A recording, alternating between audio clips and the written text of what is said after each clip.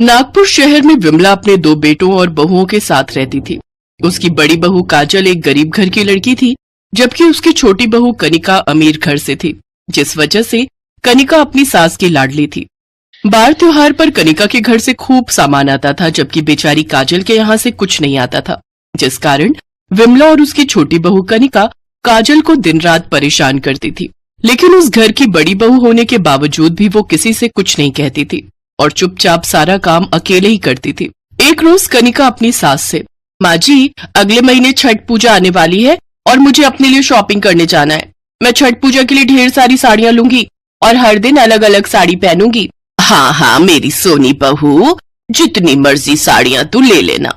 वो दोनों शॉपिंग पर जाने की तैयारी कर रही होती हैं, जबकि उधर घर की बड़ी बहू काजल साफ सफाई में लगी हुई होती है।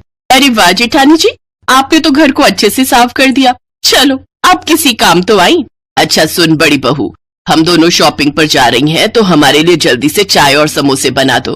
पहले पेट पूजा कर ले, उसके बाद ही शॉपिंग पर चलते हैं।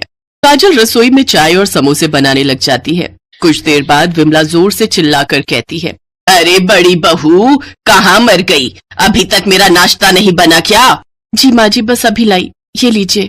अब अच्छा माँ जी, आप दोनों बाजार जा रही हैं तो मेरे लिए भी छठ पर पहनने के लिए एक साड़ी ले आइएगा। मेरी सारी साड़ियाँ पुरानी हो गई हैं।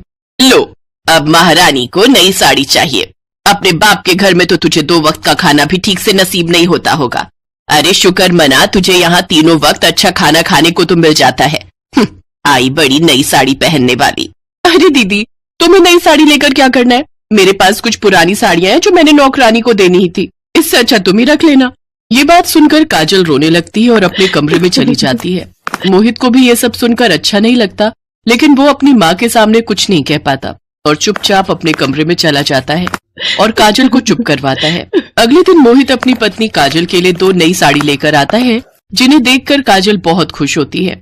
तभी उसकी सास उसे आवाज देते हुए कहती है, काजल, अरे ओ काजल। जी माँ जी। कहाँ मर गई थी? अच्छा ये ले पैसे और बाजार से कुछ सब्जियां खरीद ला, घर में सब सब्जियां खत्म हो गई हैं। काजल चुपचाप बाजार चली जाती है। रास्ते में रोड क्रॉस करते वक्त एक ट्रक उसे टक्कर मारकर चला जाता है। उसे जल्दी से अस्पताल पहुंचाया जाता है। डॉक्टर साहब, काजल ठीक तो हो जाएगी ना? देखिए इनके पैरों में बहुत गहरी चोट आई है, जिस वजह से अब कभी भी चल फिर नहीं सकती। ये बात सुनकर काजल रोने लगती है। 3 दिन बाद मोहित उसे घर लेकर आ जाता है, जिसे देखकर उसकी माँ